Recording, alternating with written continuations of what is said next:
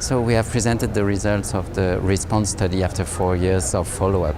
This trial was started in patients with Polycythemia Vera who were resistant or intolerant of hydroxyurea, and the study tested the Ruxolitinib compared to best available therapy in these patients who failed on hydroxyurea.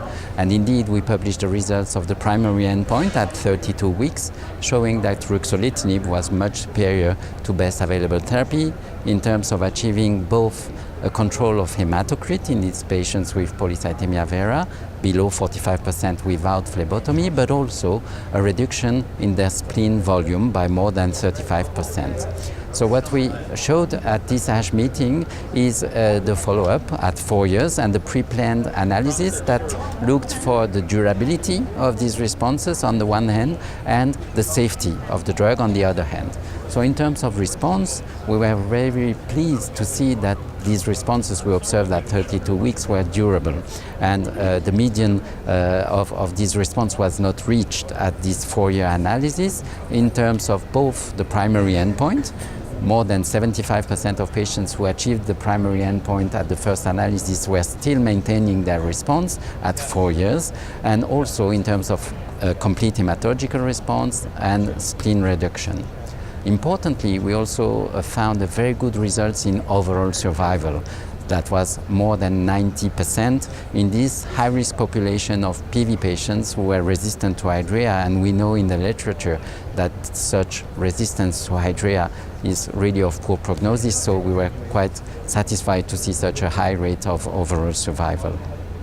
In terms of safety now, we were also pleased to see that compared to the 80-week analysis, this 208-week analysis didn't show an increase and even a decrease in the rate of adverse events. In particular, for example, hematological adverse events like anemia, thrombocytopenia were quite not so frequent, and their frequency diminished over time.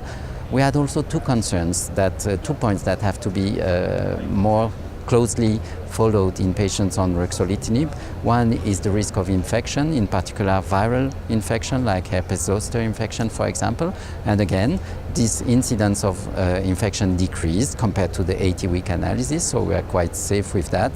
The second point, we observed at the beginning of the study in these patients who were heavily exposed to Hydrea before entering the trial was an unexpectedly high incidence of non-melanoma skin tumors.